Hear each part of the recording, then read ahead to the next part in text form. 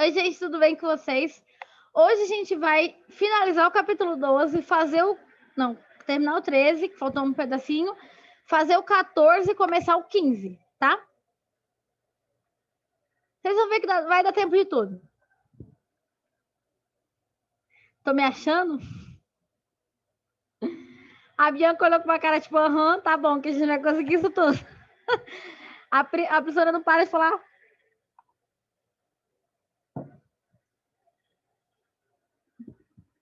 Nossa, que pequenininho. Peraí que tá no...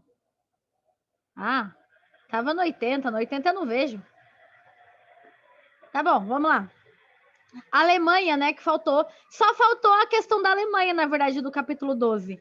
E aí a gente estava explicando sobre a criação daqueles países, né, quando a Alemanha se transforma em um único país, né? Antes elas eram vários territórios independentes, né, separados, reinos independentes, subordinados por uma confederação germânica.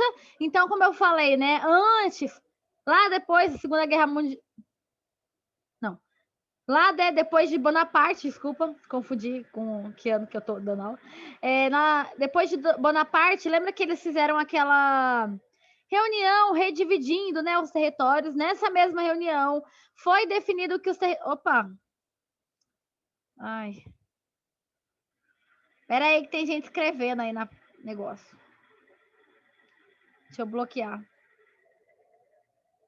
Pronto.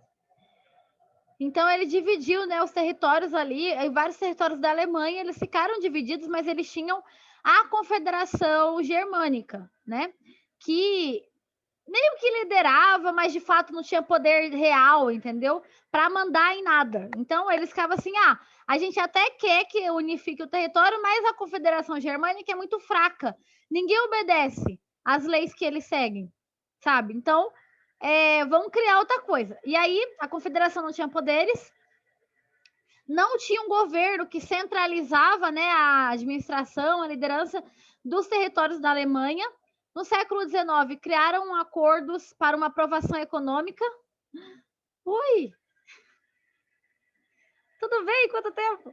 Vocês não ligam o vídeo, eu fico mó feliz quando eu vejo vocês. Eu só vejo a Bianca, nada contra. Bianca, eu gosto muito de você. Que bom que eu te vejo toda semana. Mas ninguém liga, é mó bom quando vocês ligam o vídeo. Tá bom, voltando. Até me perdi, peraí. Então, eles criaram vários acordos para aproximar a economia entre um e outro, para tentar, né, unificar em um único reino. Suspenderam várias tarifas alfandegárias. Então, entre os territórios, por mais que eles tivessem administrações separadas, eles poderiam agora transitar entre uma região e outra sem ter que ficar pagando taxa, como se estivessem em países diferentes, entendeu? Tudo isso com o objetivo para melhorar ali as relações entre esses mini-reinos, tá?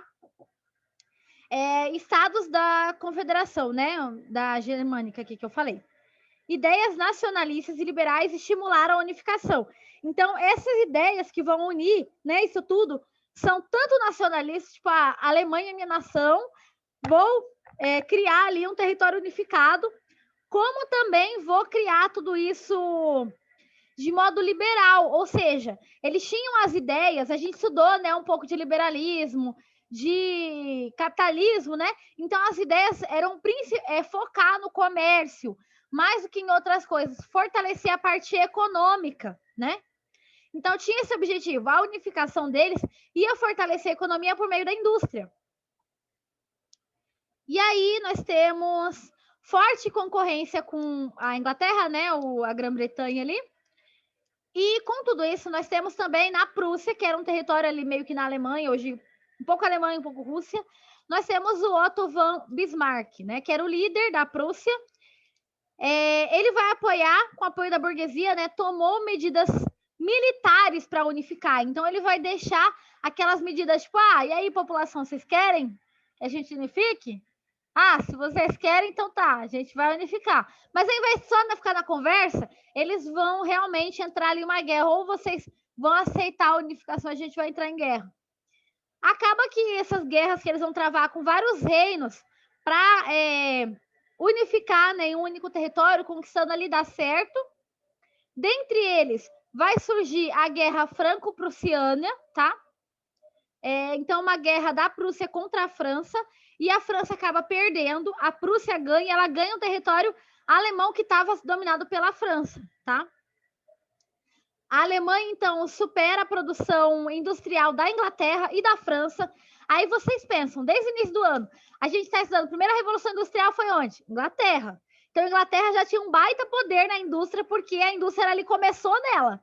A França, lembra Napoleão Bonaparte proibiu todo mundo de comercializar com a Inglaterra, então a indústria francesa cresceu hiper até a ponto de quase dominar, né, a questão da inglesa. A Alemanha ela se fortalece tanto industrialmente falando que ela acaba superando as duas maiores indústrias do mundo. Gente, o poder da Alemanha é absurdo. Vocês vão estudar. Toda vez eles estão um país desestruturado, de repente, eu não sei o que eles fazem. De repente, eles já estão unificados, eles já estão com economia boa, eles já têm uma população que é a favor da toda a política deles, economia, etc. E eles vão conseguir isso aqui. Então, eles já vão superar as maiores indústrias do mundo, né? Tornando, então, a maior indústria europeia. Finalizamos capítulo 12. Vamos entrar no... Não, esse não é o 13. Esse é o 13. 14, quer dizer. Finalizamos o 13, agora a gente está entrando no 14, desculpa. Vocês estão vendo? Oh! Errei, peraí. Eu vou arrumar isso aqui. É segunda revolução industrial, viu, gente? A professora tá caducando. É tão nova, tão doida.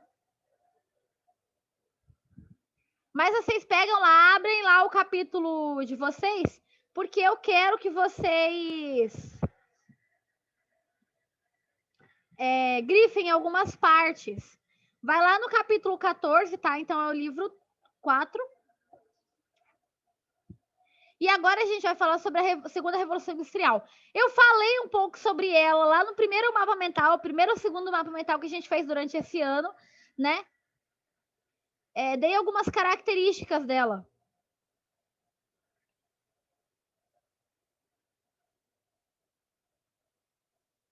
Pronto. Arrumei.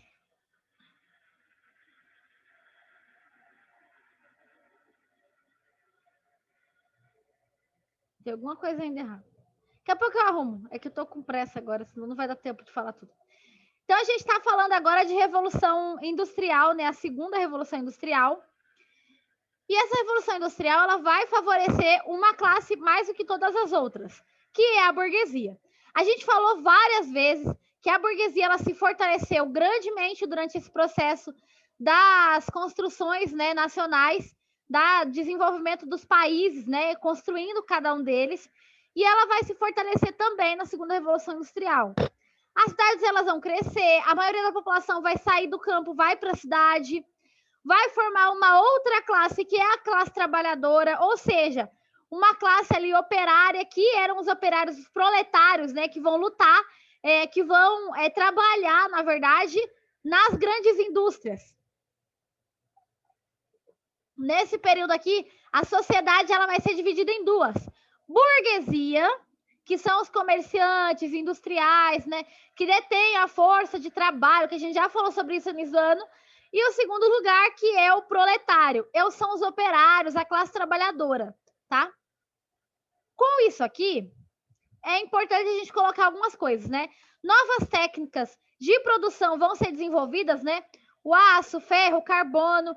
No início, a produção das indústrias, elas ainda vão ser ligadas a queima de carvão, né, para as máquinas a vapor.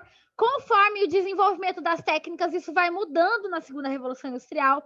A revolução industrial ela não é um único dia, tá? Ela é uma mudança de técnicas da indústria, que antes era uma indústria voltada para o têxtil e a máquina vapor, né, do carvão mineral. E aí, conforme o tempo, ela vai modificando. Outras invenções vão sendo criadas, outras técnicas de produção de energia vão sendo criadas, tá? E tudo isso é o que vai formar a estrutura da segunda revolução industrial. Então, né, novas técnicas de produção, vão se construir várias máquinas para novas indústrias, né, para máquina industrial. Vão se produzindo as ferrovias, agora vão ter todo aquele desenvolvimento nas ferrovias para diminuir, né, os espaços. Vai ser muito mais rápido, né, o transporte de uma área para outra, tanto de mercadoria quanto de pessoas. As embarcações estão sendo criadas também, desenvolvendo os navios, né, mudando completamente a estrutura, tá, gente? Tô vendo uma data aqui, mas não tem. Século XIX. Tá. E eles vão começando uma corrida armamentista. É importante saber, porque isso aqui vai definir várias coisas, tá? Gente, então esses movimentos aqui de corrida armamentista, a gente pode... Eles vão criando vários maquinários mais desenvolvidos. Umas metralhadoras mais potentes, uns tanques de guerra, que daqui a pouco eles vão acabar usando. Mas no início eles estão desenvolvendo essas coisas e comprando. Criando e comprando, tá? Vão construir mais prédios, porque agora as máquinas são muito maiores, mais fáceis, né? Antes era tudo na mão das pessoas, agora vão ter maquinários para desenvolver esses prédios, vai facilitar, né? As pontes. Vão ser criadas várias coisas. A eletricidade vai ser criada. Então, agora vai ser um processo, né, de transformação. Não mais de velas, candeeiros, mas alguns grupos mais ricos vão começar a ter eletricidade em casa. Já falei várias vezes da minha série favorita, que é Dalton Webb. Em todas as séries que eu já assisti, essa é com certeza a melhor. Série de época, e ela fala exatamente sobre essas transformações. Tanto que mostra uma comunidade aristocrata, né? Eles são ricos, e a comunidade mais baixa, né? As pessoas ali que trabalham para eles, fica assim, eu tenho medo de eletricidade, eu não sei como é que isso funciona. Prefiro a vela, porque para que mudar uma coisa que já estava dando certo? Então, aquele período de transição, né, de um pensamento para o outro.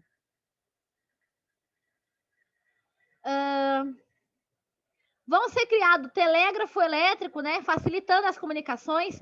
Logo depois, o telefone também vai ser criado, também facilitando as comunicações. Novos meios de transporte, como o bonde elétrico, facilitando ali a locomoção dentro da própria cidade, não tanto mais as carroças, então, né? Isso vai se modificando com o tempo. Encontraram petróleo. Com a descoberta do petróleo, né? A refinar o petróleo e tudo mais, eles vão produzir a gasolina. Então, se tornando um grande marco para novas fontes de combustível. Gente, importante isso aqui até para o Brasil, tá? Porque aí vão começar as grandes produções de automóveis. Se é agora um grande período de automóvel, o Brasil logo, logo vai se beneficiar. A gente já estudou isso em geografia no passado, na compra da borracha, mas ano que vem a gente vai ter isso em história. Só para vocês saberem que foi esse período aqui no mundo, tá? Então, eles vão começar a produzir em larga escala automóveis, as pessoas vão querer ter automóveis, era símbolo de poder, de status social ter um carro, tá?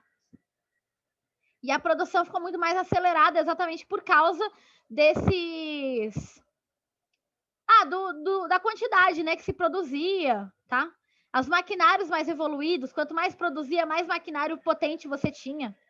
Facilitando tudo isso, o comércio, deslocamento de pessoas também entre países, tá? Porque agora as pessoas vão em busca de países melhores, né? Melhores condições de vida, tá? Mais fácil, né? Se locomover de uma região para outra.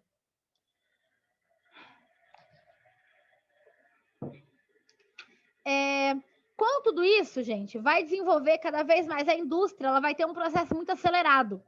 Vai chegar em vários países de uma vez, não só como foi na primeira Revolução Industrial, que foi apenas na Inglaterra, né? E aí os outros já tinham até passado. Esse daqui vai ser Inglaterra, França, Bélgica, Alemanha, Itália, como os principais países que vão desenvolver a Segunda Guerra Mundial.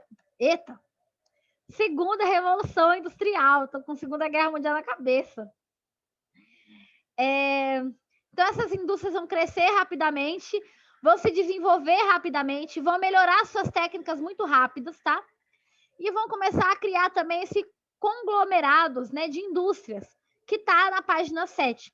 Eu falei para vocês sobre isso em geografia, falei que a gente ia voltar em história e quero que vocês grifem novamente.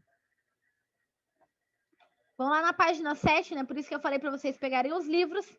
Então, essas conglomerados, né, indústria, ele está falando assim, ou seja, um conjunto de fábricas controladas por um mesmo indivíduo ou por um grupo de indivíduos, dando origem ao holding.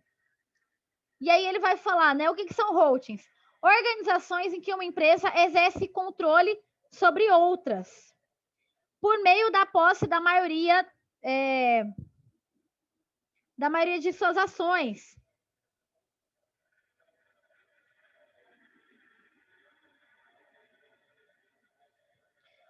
Eu ia pesquisar antes, acabei esquecendo, agora que eu abri. Quer ver um exemplo de holding? Unilever. Se você for lá no seu shampoo, no seu banheiro, provavelmente vai ter o símbolo dozinho, né? Não, melhor. Amazon. É uma das maiores, imagino que seja, né, a maior holding do mundo, porque ela tem quase que tudo, né? Ela comprou ações de diversas indústrias diferentes, em várias fábricas diferentes, e ela controla, né, toda essa estrutura, tá? Aí. Então, nós temos aqui no Brasil empresas como a JBS, é uma holding, né? Ela comprou várias outras empresas da mesma categoria, tá? Aí nós temos a próxima categoria, que é o trust, união de empresas que detêm grande poder no mercado, com o objetivo de gerar maior lucro e eliminar a concorrência. Nela, uma liderança centralizada estabelece as ações das empresas em assuntos sobre preços praticados e quantidade de produção, combinando preços ou formas de produção para evitar a concorrência e gerar maior lucro. Então, ela compra todas as pessoas, todos aqueles que parecem, né, com ela, para não ter concorrente.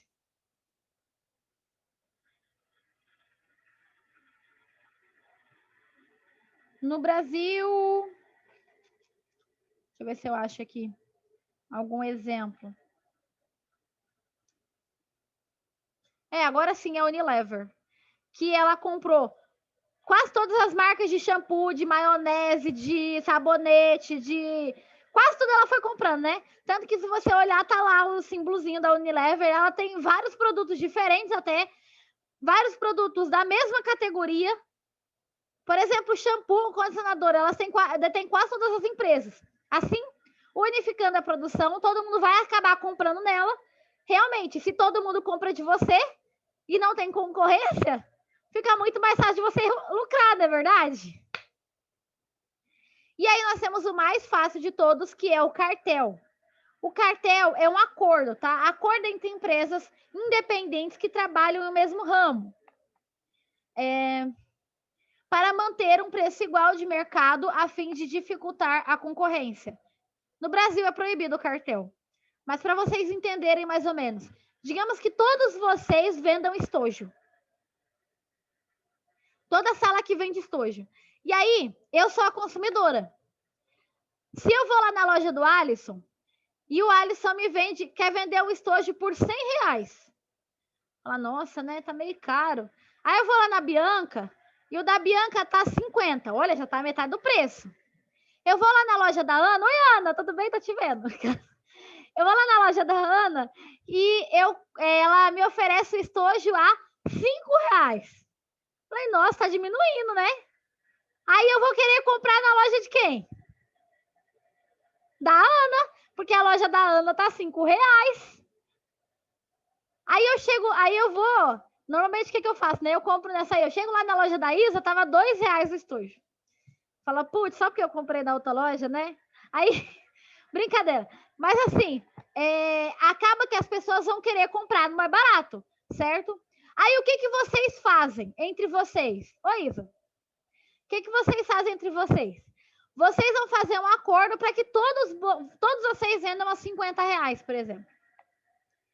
Então, se eu chegar na loja do Alisson, da Bianca, da Ana, da Isa, do Felipe, do Cauê, do João, todos vocês vão estar entre, digamos assim, 47 a 52. Mas tá vendo que não tem drásticas diferenças, né? Vocês fizeram um acordo para que todo mundo vendesse, já que não tem muita diferença entre um e outro. No Brasil, isso não pode, porque não permite a livre concorrência. Digamos, então, que eu quero comprar no da Isa, que era mais barato. Agora não tem isso, todo mundo está no mesmo preço.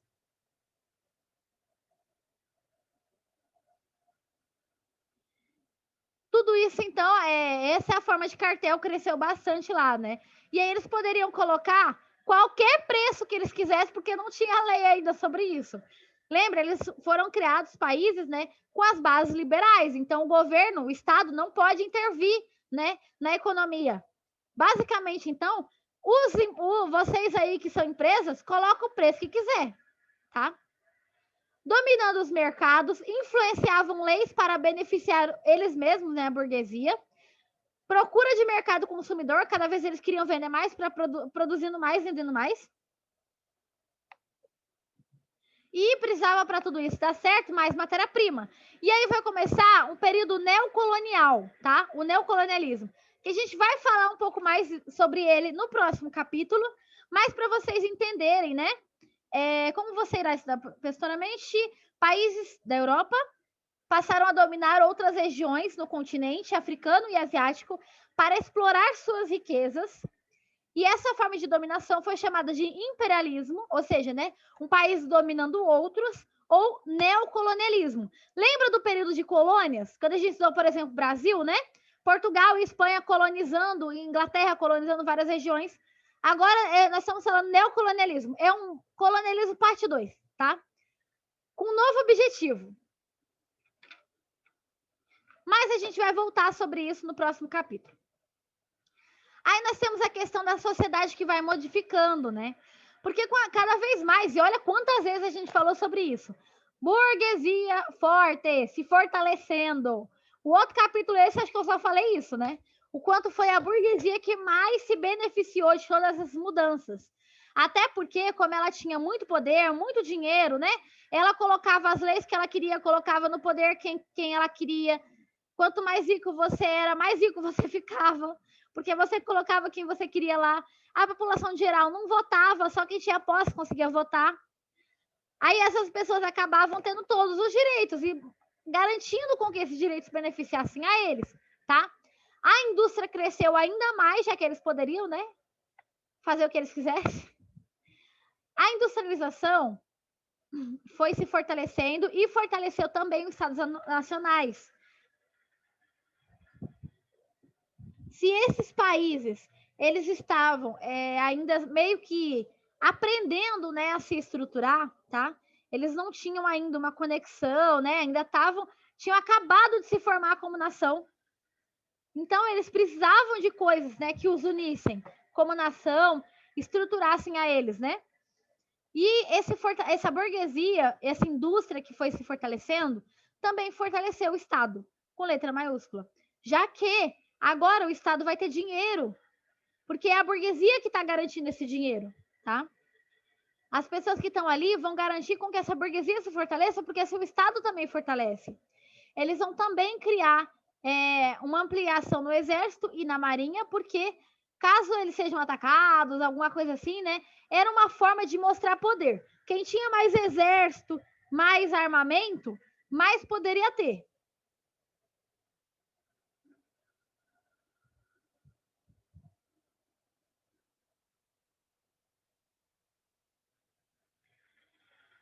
A corrida armamentista, né? Cada vez isso foi se formando também. Os países nacionais vão querer mostrar quem que é mais forte. Então vai criando uma tensão mundial, beirando ali uma guerra, né? Já que quem que é mais forte? Cada um deles se estruturando melhor e melhor para poder desenvolver e mostrar sua soberania, né? Com esse processo todo, cresceu, né, o meio urbano, as pessoas vão começar a sair mais da vida urbana e cada vez mais esse processo aqui de crescimento do Estado, né, também vai fazer com que, pela primeira vez, as cidades vão ter mais gente do que o campo. Com essas cidades crescendo, a cidade vai ter que se modernizar também, tá? Então, eles vão criando mais prédios, escolas, mais estruturas, ruas melhores e rede de esgoto, nessas coisas, bem inicial ali para modernizar a cidade. Aqui também vai ter um crescimento econômico, né? E nas comunicações, facilitando com que as pessoas comecem a conversar, né? Se agora já teve, né, o desenvolvimento, por exemplo, do telefone, as pessoas mais ricas vão poder se comunicar muito mais fácil, não é mais por carta, né? Que demora meses, anos para chegar de um lugar no outro, né? Imagina aquelas pessoas que namoravam por carta, escrevia, recebia 4 meses para conseguir receber lá, que a pessoa amava, já nem amava mais, já amava outra pessoa, porque em 4 meses. Como diria Bauman, né? Ainda bem que não era modernidade líquida, porque Bauman é que fala, né, dessa fluidez que a gente vive hoje em dia. As pessoas deixam de gostar muito rápido. Naquela época, não. Você tinha que ficar pensando na pessoa, porque não dá nem para conhecer outra, era muito longe. Você tinha que esperar a carta chegar. Nossa, que demora. Aí não, aqui as pessoas ficam muito mais fácil, né? As comunicações facilitam aqui o governo, né? E a relação das pessoas mesmo. As cidades vão crescendo, o Estado também, né? Se desenvolvendo. E eles estavam tudo em direção a um progresso. Tô vendo no chat. Igual a Coca-Cola? Sim, isso mesmo. Qual é o conteúdo? Opa. Qual é o conteúdo? Finalizei o capítulo 13. Hoje a gente vai estudar a segunda Revolução Industrial e iniciar o neocolonialismo. Vou aproveitar as férias para ver todos os filmes que você assiste e fala. Assiste The Crown, que eu terminei. Acabei de terminar. Antes de começar a aula para vocês, eu estava assistindo.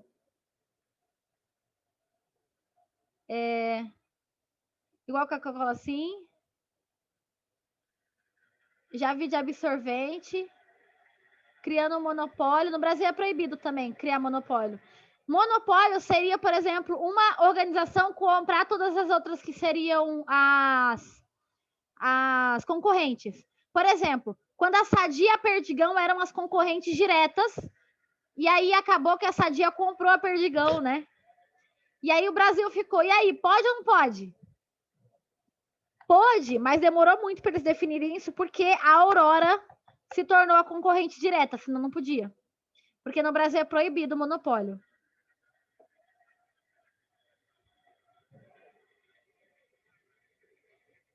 Então, aí a gente vai falar uma outra parte aqui, deixa eu ver, acabei tudo, tá. A questão dos trabalhadores, né? Gente, aí nos trabalhadores vai ser de cá para lá. A burguesia, ela, como eu falei, foi quem se beneficiou de tudo isso, né? Porque as leis eram para ela, só ela votava, os direitos eram dela. Quem entrava no poder ali, quem era bancado para fazer toda a política, né, para entrar no poder, eram pelos burgueses. Então, quem estava ali garantia os poderes da burguesia se não fosse um burguês também, tá? Porque a nobreza caiu, agora é a burguesia que manda. Eles é que têm dinheiro, eles que têm o poder, eles que fazem tudo que eles querem.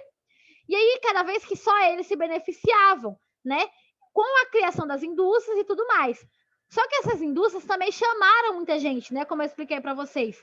Porque ali gerava emprego. Então, como eu falei, a maioria da população agora não vai para a cidade saindo do campo. A população, cada vez, ela vai se tornar mais dependente das indústrias. Porque é nas indústrias que estão o grande emprego, o grande ambiente de emprego, tá? O problema é que se não tem lei que regula a burguesia e as indústrias, o que vocês acham que acontecia com os trabalhadores? O que a burguesia quisesse. O que os industriais quisessem, né? Então, gente, não é a mesma ideia de burguesia que nós temos hoje, tá? Não é. Mudou muito a ideia de burguesia.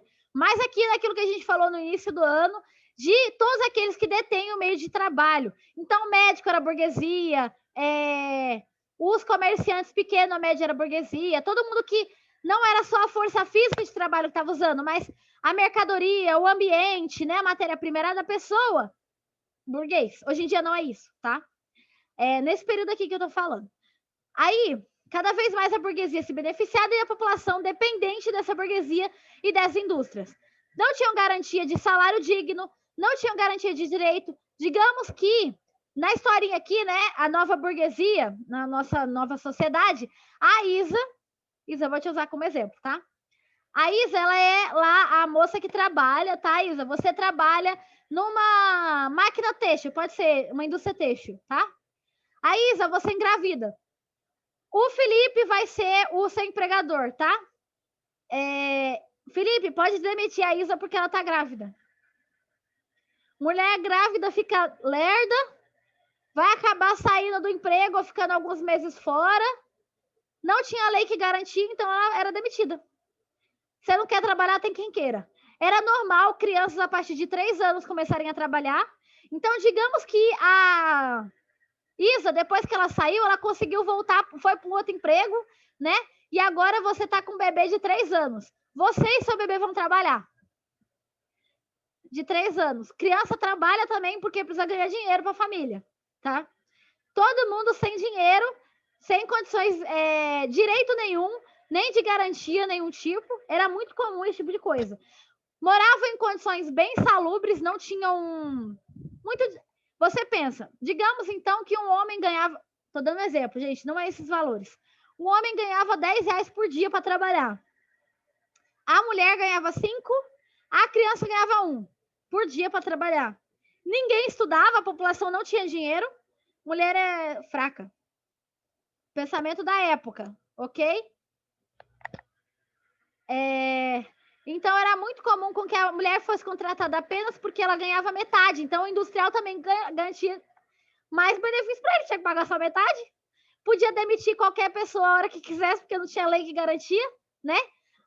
Então, gente, é uma situação bem complicada. Até por isso é que o próprio liberalismo, ele acabou sendo reformulado, né? Para o neoliberalismo. Que é o que é usado na humanidade hoje em dia, a maioria dela. Então, não tinham garantias, né, de direitos. As pessoas viviam em condições insalubres, não tinham como morar em casas muito boas. Moravam em cortiços ou favelas bem ruins, porque não tinha dinheiro para pagar. Isso aí tinha que dar alimentação, horas de trabalho, assim, de 16 a 18 horas de trabalho por dia, sem direito à folga. Quem quer conhecer um filme, é um filme pesado, mas ajuda muito a entender o período. As Sufragistas. Ajuda muito a entender o período, mas é que o início é muito pesado. Pelo menos eu achei. As ideias socialistas e anarquistas, então, elas começam a surgir aqui nesse período.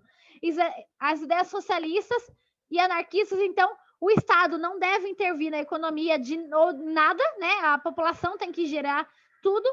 E a socialista em que o Estado deva regular a economia. Resumidamente, a gente já falou sobre isso antes, né?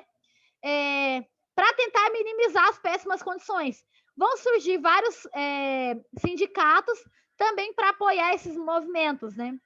A maioria da população não vai gostar disso, quer dizer, não a burguesia, né, que era o maior, mais rico. Eles não tinham salários altos, péssimas condições, sem leis, longas jornadas de trabalho, muitas pessoas. Se você não quer trabalhar R$10 por dia, Alisson, sei lá, pro Felipe é o nosso burguês aqui, tá, Felipe? Se o Alisson não quer trabalhar para você por R$10 por dia, então o Cauê vai trabalhar por 9, porque o Cauê precisa trabalhar. O Cauê tem 10 filhos, e aí o Cauê, coitado, ele precisa trabalhar, né? Ele sustenta a família, ele ganha mais. Aí agora o Alisson não trabalha, porque perdeu o emprego pro Cauê, que recebe menos. E o Felipe, ele ganhou R$1 a mais. Olha só, Felipe, que bom. Tá só benefício para você, Felipe. Tá vendo, né? Enquanto a população só penando. E se o Cauê não quisesse a R$9, o João Pedro queria. Muita gente na cidade, né? Então, meio que eles podiam. Se você não quer, tem quem queira. E aí a gente vai, né, vai começar um movimento de lutas, exatamente da população querendo que mudasse essa estrutura, né? Condições bem insalubres, vários abusos, até abusos físicos, tá? Como eu falei, né, no filme As Sufragistas, mostra bastante isso. E aí vai começar umas ondas de imigração. A gente estudou a versão brasileira, né? Em que vários imigrantes vão tentar melhores condições de vida no Brasil. Lembra que foram incentivados, né? Venha para o Brasil, porque vai ter melhores condições, vai ter terra e tudo mais. Chegava que nem era tudo isso, mas eles estavam fugindo exatamente dessa situação aqui que estava vivendo na Europa, né?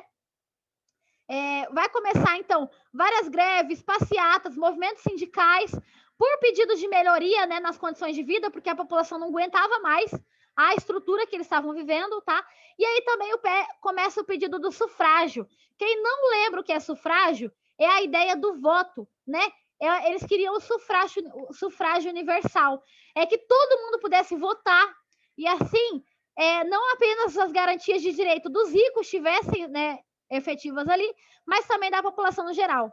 Aos poucos, né, essas leis vão mudando e aos poucos, e ao longo de décadas, vai melhorando a situação para a população no geral. Proibindo o trabalho infantil. Primeiramente, vão ter algumas indústrias, vão ter escola para as crianças que trabalham poder estudar um período, tá? Isso criança, assim, a partir de 3, 4 anos, tá, gente? Criancinha mesmo. Quem conhece criança pequena aí pensa como é que ia dar para trabalhar numa fábrica desse jeito. Vocês que têm irmão pequeno, né? Pois é, olha aí. Diminuiu as jornadas de trabalho para 12 horas, então era uma grande mudança. E aí a gente tem uma estrutura muito interessante, que é a Comuna de Paris, que está lá na página 14 e 15. É um período em que umas manifestações, né, na França acabam desencadeando. O que é uma comuna, né? É um governo, tá, gente? Então, eles meio que, esses manifestantes sindicalistas, né, socialistas, anarquistas, eles acabam tirando o líder do poder de Paris, que era a capital da França, e acaba instaurando um governo ali socialista. E eles ficam por, acho que um ano, tá? Um ano? Aí eu não me lembro quanto que ficou. Não foi muito, não. Mas aí eles acabam tentando reestruturar ali, sendo uma região socialista. O difícil é que eles só conseguiram, né, melhorando as condições da população. Só que eles só fizeram isso, só tinham poder para isso em Paris. E a França, no geral, não era. Então, rapidinho, eles perderam, porque aí cercaram eles, tiraram as pessoas que estavam no poder, tá? E voltaram a instaurar ali a liderança que eles estavam antes, né? Como a França, do jeito que era, tá? O controle, então, que estava na mão dos trabalhadores foi retirado. Comuna de Paris tinha Paris no controle, mas não apoio dos outros seguidores. E em maio de 71, tropas do governo... não durou nem um ano. Tropas do governo invadiram a capital francesa e provocaram uma grande massacre. Milhares de trabalhadores foram mortos em combates ou fuzilados após se renderem. O governo republicano recuperou o controle de Paris, porém os ideais da comuna não morreram com o movimento e se tornaram um símbolo importante na luta dos trabalhadores. Esse breve governo passaria a ser visto como uma primeira experiência revolucionária ali, né, socialista, né, no movimento. Gente, ficaram com alguma dúvida? Deixa eu ver aqui. Coloca o nome no chat, falta um minuto. Corre aí. Ainda bem que hoje temos leis que todos ganham igual, tanto mulheres quanto homens. Isso não é bem cumprido. Dizem que as últimas pesquisas que fizeram, a mulher acho que ganha no Brasil 27% a menos que o homem ainda, apesar das leis, entendeu? O Alisson que é bom nessas coisas, né, Alisson? Ele é muito atualizado. Parabéns. Por sinal, muitas notas boas em filosofia, hein? Prof, vai ter que tirar uma fitinha. A fotinha. Vamos lá, gente, então.